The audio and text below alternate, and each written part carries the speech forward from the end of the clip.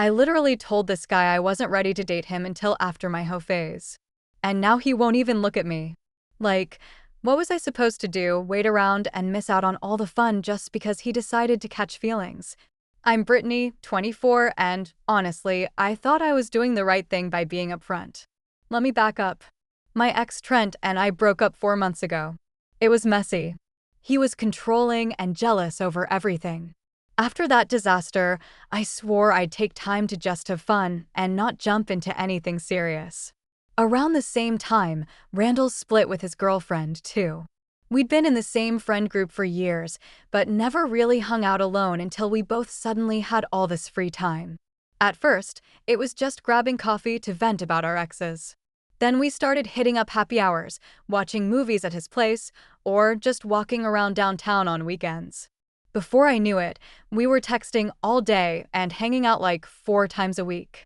He's funny in this dry, sarcastic way that catches you off guard. And he actually listens, not that fake listening guys do when they're just waiting for you to stop talking. Paige kept saying he was into me, but I brushed it off. We're just friends picking up the pieces after bad breakups, I told her. Between us, though, I did notice how good he looked in his work clothes or how his whole face lights up when he laughs. But I wasn't ready to risk our friendship over a rebound. And I definitely wasn't done having my freedom. One night, we were at his apartment watching some crime documentary. We ordered Thai food, had a couple beers, and were just chilling on his couch. During a boring part, we started talking about dating apps, and I was showing him this ridiculous profile I'd come across. We were laughing, sitting closer than usual. And then there was this moment, the kind where the laughter stops, but you're still looking at each other.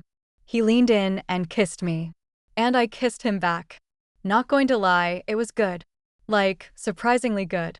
When we pulled away, he had this serious look and said, "I think I'm falling for you, Britt." My stomach dropped. Part of me was excited, but a bigger part was terrified. I'd just gotten out of a relationship. Summer was coming up. I had plans to live it up, flirt with strangers, dance on tables, all that fun stuff you can't do when you're tied down. So I told him the truth. I think I could fall for you too. But I'm not ready. I need to have my hot girl summer, get the wild phase out of my system. But maybe after that, at the end of summer, we could try for real. I thought he'd appreciate my honesty. Instead, his face just fell. He tried to play it cool, said he understood, but everything felt different after that night. He started taking longer to text back. Our hangouts went from 4 times a week to maybe once, and always with other people around. I'd see him laughing with Dominic or other friends, but with me, he was polite. Too polite. It was like watching someone slowly back away. I figured he just needed space to deal with his feelings, and that was fine. I was busy anyway, downloading dating apps and planning girls' nights with Paige. By June, I was in full summer mode. Brunch dates, rooftop bars, beach days with guys from the apps. I was having fun, exactly what I wanted. But sometimes after a mediocre date, I'd catch myself wondering what Randall was doing, or I'd want to text him about something funny that happened. When we did hang out with the group, I'd tell him about my dating disasters, thinking he'd laugh like he used to. Instead, he'd just nod or change the subject. I didn't realize how much I missed our friendship until I saw him chatting up some blonde at our friend's barbecue. She was laughing at everything he said, touching his arm, and he was completely into it. I felt this weird burning in my chest that I refused to call jealousy. After all, wasn't this what I wanted, both of us out there being single, having fun? But watching him smile at her the way he used to smile at me made me want to march over and remind him about our end-of-summer plan. I didn't, though. I just downed my drink and found someone else to talk to. The summer rolled on and I kept dating around like I planned. But none of the guys was all that interesting. One was obsessed with his car, another wouldn't stop talking about crypto, and most just wanted hookups with minimal effort. Meanwhile, Randall seemed to be enjoying single life on his own terms. He was going hiking, trying new restaurants, even taking guitar lessons, stuff he'd talked about doing for ages. And he was seeing this girl, Haley. Not officially, but everyone could see it happening. They arrived at gatherings together, sat together, left together. "I thought you weren't into relationships right now," I said when I finally managed to get Randall alone at a pool party. We were standing by the drinks table, and I'd timed my approach for when Haley went to the bathroom. I wasn't looking for one, he said simply. Sometimes things just happen naturally. So what's so special about her? I tried to sound casual, but it came out all wrong. Randall sighed. Britney, what do you want from me? I faltered. Summer's almost over. He looked at me for a long moment. Yeah, it is. Then he grabbed a beer and walked back to where Haley was chatting with Paige. The truth was hitting me hard. Randall had moved on. Labor Day weekend came, the unofficial end of summer. I'd told Randall back in May that after summer, we could try for real. But as I sat scrolling through Instagram, seeing pictures of him and Haley at some lake house with friends, I realized the deadline meant nothing to him anymore. I texted him, "Hey, can we talk?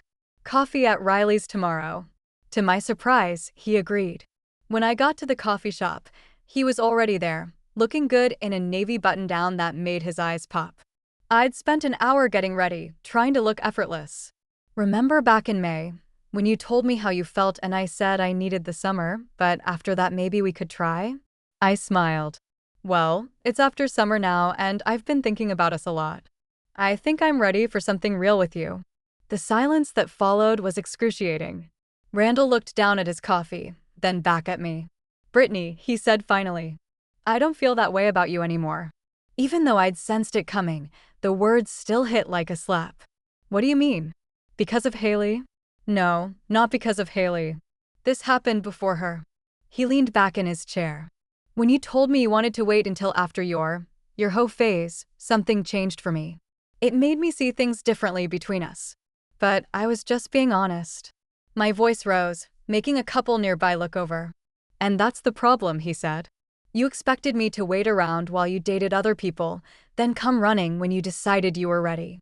That's not how I want to start a relationship. That's not fair. I never asked you to wait. You didn't have to. You assumed I would. He sighed. Look, I value our friendship, but romantically, I've moved on. And yes, I'm seeing Haley now. I felt my throat tighten. So that's it? I missed my chance because I wanted a few months of freedom. You didn't miss a chance. You made a choice. He checked his watch. I should get going. I have plans. As he walked out, leaving me with a cold coffee and wounded pride, I couldn't believe this was happening. I was supposed to be the one who got to decide when our timing was right. How dare he move on before I was ready for him? Over the next few weeks, I tried everything to get Randall's attention back. I'd text him random things that reminded me of him. I'd show up at places I knew he might be. I even drunk called him one night, which I'm not proud of. He was always polite but distant, making it clear he wasn't interested in anything beyond basic friendship. Then I had a brilliant idea. Our friend Lisa was having a birthday party, and I knew Randall would be there. I invited Jake, this hot trainer from my gym, as my +1, perfect for making someone jealous. At the party, I made sure to laugh extra loud at Jake's jokes and stay within Randall's sightline. But Randall seemed completely unbothered, focused entirely on Haley and their friends. The next morning, hungover and miserable, I did something I'm not proud of. I went through my photo library and found an old picture of Randall and me from last summer. I posted it with the caption, "Missing simpler times with this one," and tagged him. Within an hour, Randall texted me. "Please take that down." Why? It's just a throwback pic, I replied innocently. You know why, Britney. Haley saw it, and now I have to explain. I reluctantly deleted the post, but felt a surge of satisfaction knowing I'd caused a ripple between them.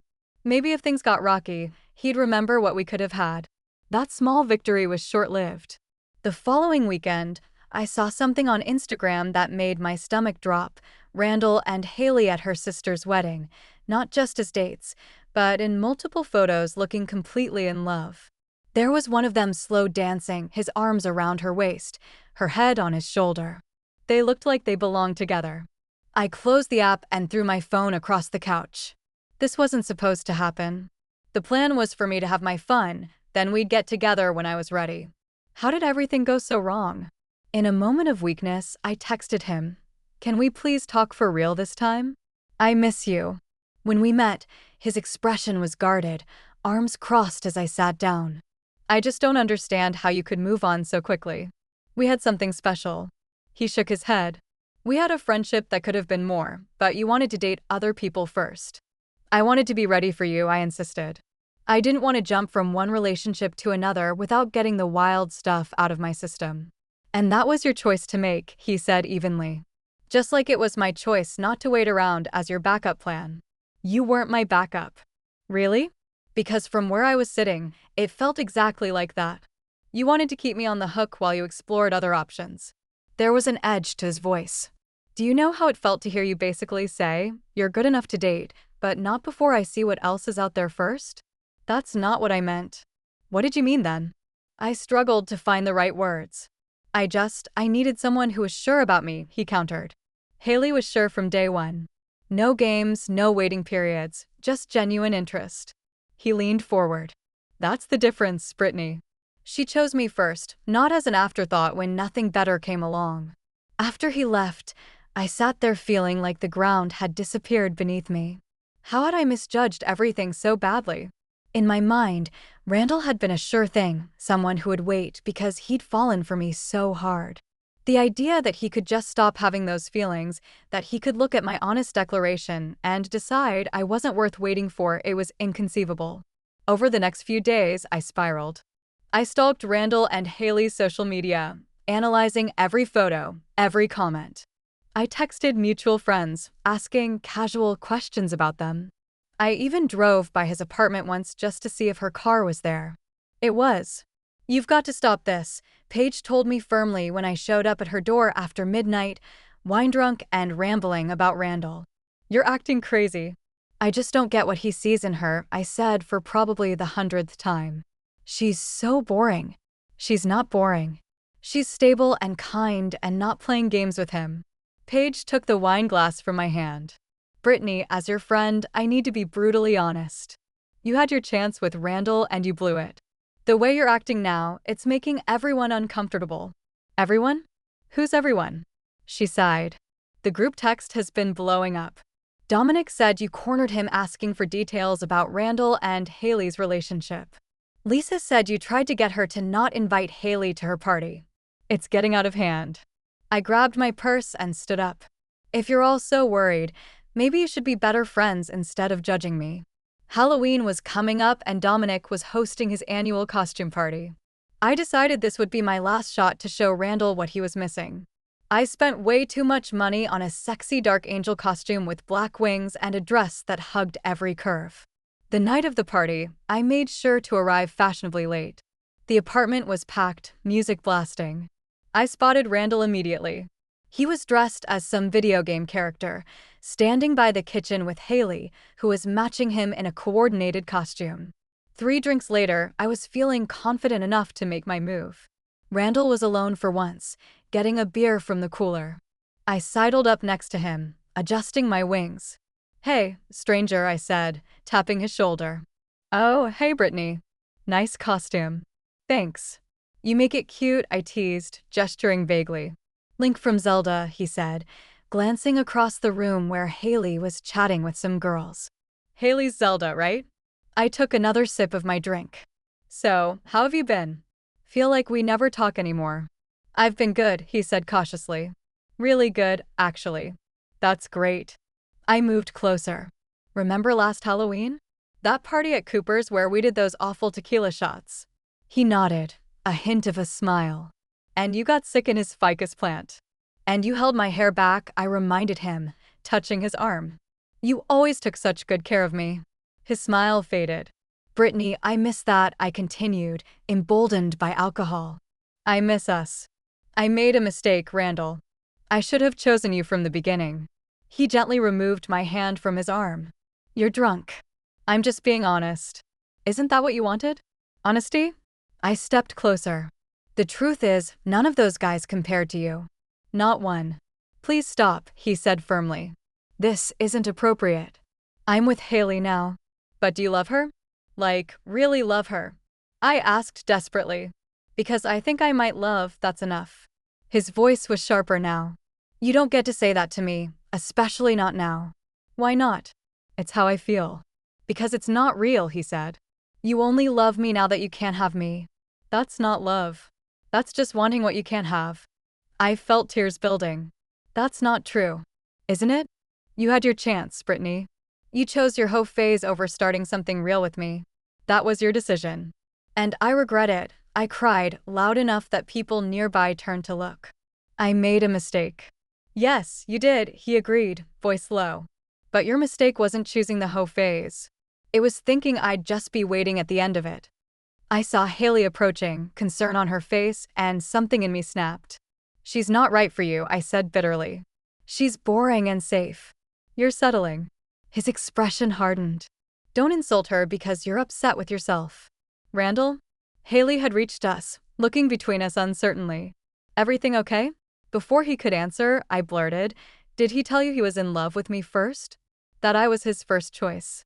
The room seemed to go quiet, though the music was still pounding. Haley's face fell, and Randall looked absolutely livid. That's enough, he said, taking Haley's hand. We're leaving. Of course you are, I laughed bitterly. Run away from the truth. He leaned in close, his voice barely audible. The truth is, I dodged a bullet.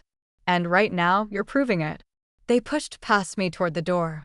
In my drunken state, I called after them, ask him about May. Ask what he said to me. Dominic appeared at my side, gripping my arm. Outside. Now. He practically dragged me to the balcony, away from the staring eyes and whispers. What the hell was that? He needed to hear the truth, I said, swaying slightly. No, you needed to cause a scene. Dominic ran a hand through his hair in frustration. Do you realize what you just did? You tried to blow up their relationship because you can't handle rejection. As I waited on the curb for my Uber, I did something I'll always regret. I opened Instagram, went to Haley's profile, and found a recent picture of her and Randall. I screenshotted it, then opened my text thread with Randall and typed, does she know about what happened between us after Cooper's party last year, when you were still with your ex? Then I attached the screenshot and hit send. It was a lie. Nothing had happened between us while he was with his ex. But in my drunk, jealous mind, planting that seed of doubt seemed like my last card to play. I woke up the next morning to the worst hangover of my life and overwhelming dread as memories from the night before came flooding back. What had I done? I'd tried to destroy Randall's relationship with a complete lie. Around dinner time, Paige called. Brittany, what were you thinking? Do you have any idea what you've done? I was drunk and stupid. I know. I'll apologize. It's too late for that. Haley was devastated, thinking Randall had cheated with you. He had to convince her it was a lie. Which it was, right? Yes, I admitted quietly. Nothing ever happened between us then. I wanted to hurt them. Well, congratulations. Mission accomplished. Her disgust was palpable. Randall showed everyone the text. Brittany, everyone knows what you did. The next few weeks were the loneliest of my life. I wasn't invited to any group gatherings. My social media feeds showed pictures of my friends having fun without me. Randall had blocked me on everything. Paige was the only one who still talked to me, and even she kept her distance. One rainy Sunday afternoon, about a month after the Halloween party disaster, I was grocery shopping when I turned a corner and nearly crashed carts with Randall and Haley. They were shopping together, casual and domestic, with items in their cart that suggested they were cooking dinner together. We all froze, the awkwardness palpable. Haley looked away, clearly uncomfortable. Hi, I said softly. Hey, Randall replied, his tone neutral. Words failed me. What could I possibly say in a grocery store that would make up for what I'd done? We should go, Haley said to Randall, turning her cart. He nodded, but hesitated. Take care of yourself, Brittany, he said finally, not unkindly, but with unmistakable finality. Then they walked away, leaving me standing alone between shelves of cereal. A week later, scrolling mindlessly through Instagram, I saw a photo that made my heart stop, Randall down on one knee, proposing to Haley at what looked like her family's lake house. The caption read, she said yes. Can't wait to spend forever with my best friend and the love of my life. I called my mom that evening. I really messed up, Mom, I said when she answered, my voice breaking. Oh, honey, she said. What happened? I told her everything. The initial rejection of Randall, the summer of meaningless dating, my growing jealousy, and finally the horrible lie that had cost me all my friends. I don't know who I am anymore, I admitted.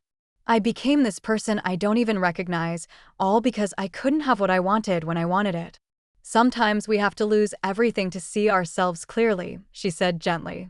The question is, what are you going to do now? I started therapy the following week. It wasn't easy, laying bare all my ugly thoughts and behaviors. My therapist gently challenged my tendency to paint myself as the victim. It sounds like you had difficulty accepting the consequences of your choices, she observed. You wanted freedom, but also wanted Randall to wait for you. When he chose not to, you felt entitled to sabotage his happiness. 6 weeks into therapy, I received a wedding invitation from Dominic with a handwritten note. We've been friends too long to throw it all away. If you're in a better place, we'd love to have you there. It was an olive branch, small but significant. When we met for coffee, he studied me carefully. You seem different, he said, more grounded. I'm trying to be, I admitted. I've been in therapy, really working on myself. What I did was inexcusable. I see that now. Randall and Haley will be at the wedding, he warned. I took a deep breath. I figured. That's okay. I owe them both a face-to-face apology, but I promise I won't make a scene. By the time Dominic's wedding arrived in April, I felt steady enough to attend without falling apart. I kept to the fringes at first, chatting with coworkers and meeting Dominic's family. Eventually, I spotted Randall and Haley across the room. They were at a table with friends, laughing at something. Haley's engagement ring caught the light when she gestured. During a quiet moment, I approached their table. Hi, I said quietly. I won't stay long. I just wanted to say congratulations on your engagement and that I'm truly sorry for how I behaved. What I did was horrible, and neither of you deserved it. Thank you, Haley said after a moment, her voice cool but not unkind. Randall nodded, but said nothing. That's all. Enjoy the rest of your evening. I turned to go, not expecting forgiveness or friendship. Britney, Randall called as I walked away. I turned back. I hope you're doing well, he said simply. I'm getting there, I replied with a small smile. I really am happy for you both. Later that night, as I watched couples slow dancing, Paige slid into the chair beside me. Proud of you, she said, bumping my shoulder gently. For what? I saw you talking to Randall and Haley. That couldn't have been easy. It wasn't, I admitted, but it was necessary. As I drove home that night, I thought about that conversation with Randall back in May, nearly a year ago now. I'm not ready to date until after my hoe phase. Such simple words that set off such a complex chain of events. I'd been so certain I knew what I wanted, so convinced I could control when and how things would unfold. I'd wanted freedom without consequences, options without commitment, Randall without respecting his choices. The truth was, he'd been right to move on. Not because I wasn't worth waiting for, but because my attitude revealed something fundamental about how I viewed relationships, as things that existed to serve my needs on my timeline. I'd never considered that by asserting my right to explore, I was telling him he wasn't enough for me right then. I'd expected him to simply accept being my backup plan, and I'd been genuinely shocked when he refused. I pulled into my apartment complex and sat in the car for a moment, watching the moon through my windshield. My mom's words came back to me, sometimes we have to lose everything to see ourselves clearly. I had lost everything, Randall, my friends, my self-respect. But in that loss, I'd found something unexpected, the beginning of wisdom. The understanding that other people's feelings matter as much as my own. That timing is everything in relationships. That actions have consequences that can't always be undone with apologies. Most importantly, I learned that while I can't change the past, I can choose what kind of person I want to be going forward. Not the entitled, self-absorbed girl who expected the world to wait for her, but someone who recognizes her mistakes and is determined not to repeat them.